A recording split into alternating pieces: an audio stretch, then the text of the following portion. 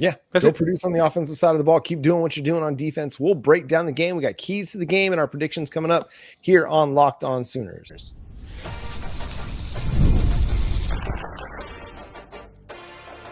You are Locked On Sooners, your daily podcast on the Oklahoma Sooners. Part of the Locked On Podcast Network, your team every day.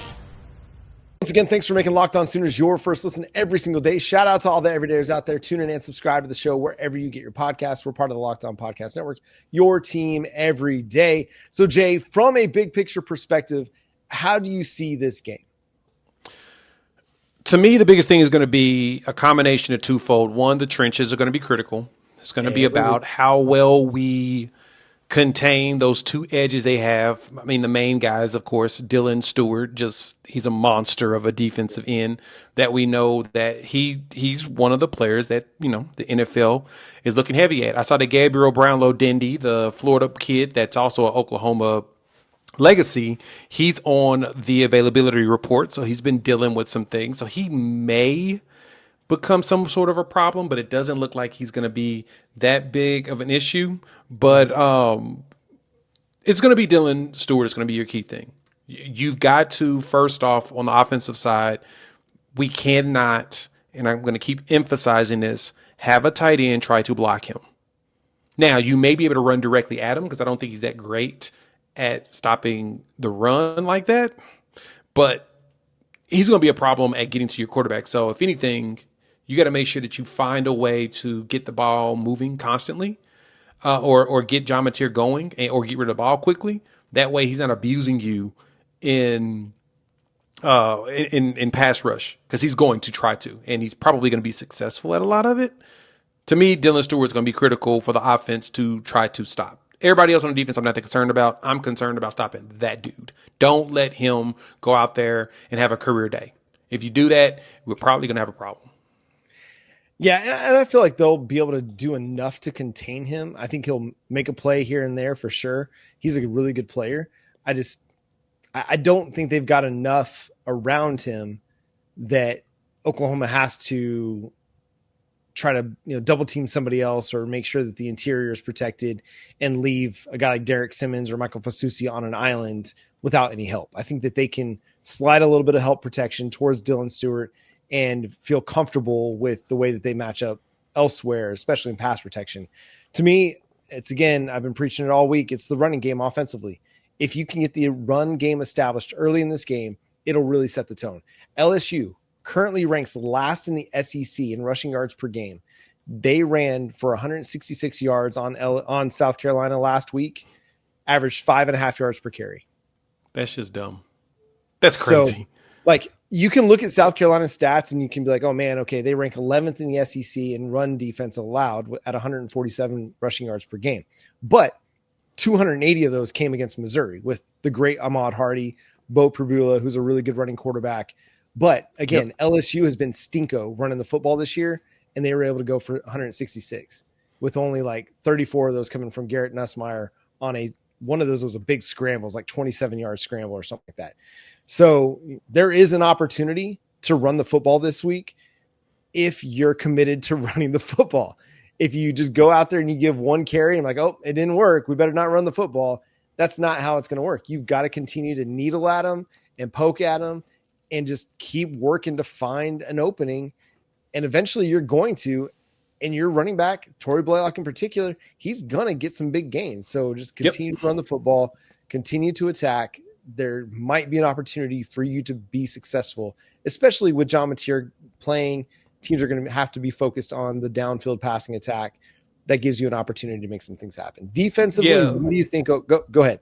I was going to say, as long as Jovantae also uses his eyes well and actually looks for the open guy on top of trying to look the safeties away from spots, we should be good. And I think that this week of practice and actual preparation in the game plan should help Jovantae, even though he watched the film last week and all of that. Actually throwing it and seeing pressure from our defense should help John to feel more comfortable going into this game. Now, from there, though, John, as we talk about the defensive side of the ball, our defense cannot give up the big run. They will break out.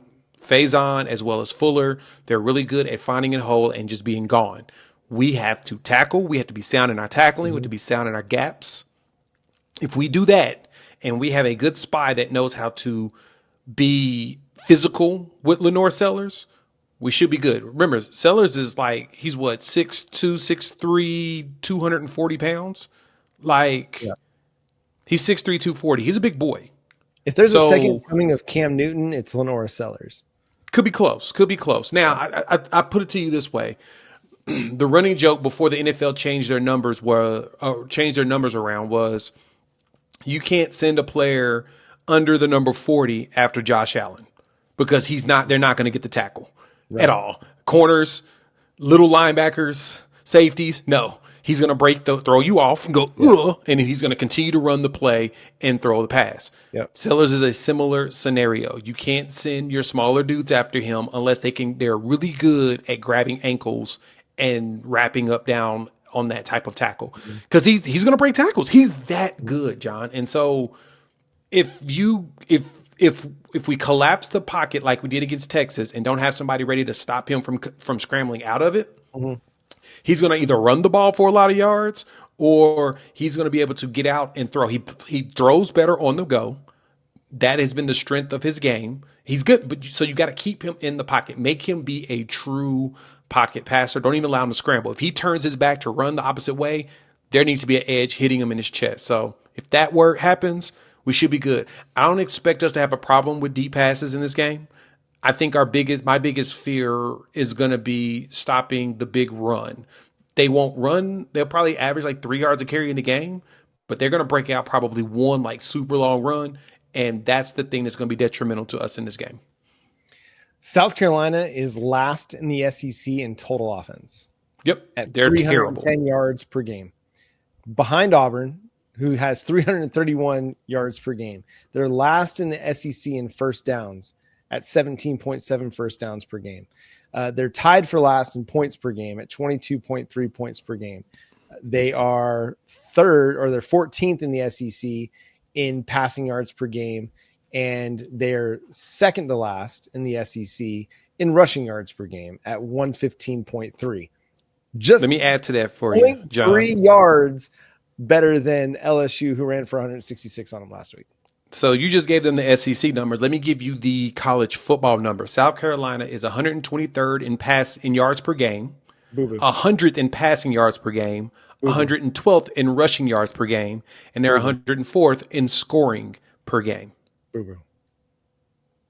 That tells you everything you need to know. They have regressed dramatically. Yep. Things have looked bad. Now, this is the other thing to keep in consideration. This is why I talked about trench work is going to be critical, John.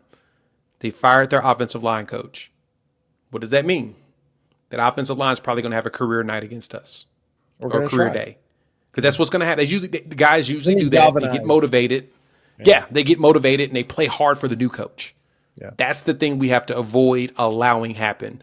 Our interior dudes need to be sound. Stone, Jackson, Dominic, Grayson, Marcus Strong, whoever all needs to play, get in there, hit dudes, and do not let them feel comfortable. You cannot let them have a career game against us. And that's the thing that I fear, because it follows my theory. When a coach is fired, teams always show up for the new interim.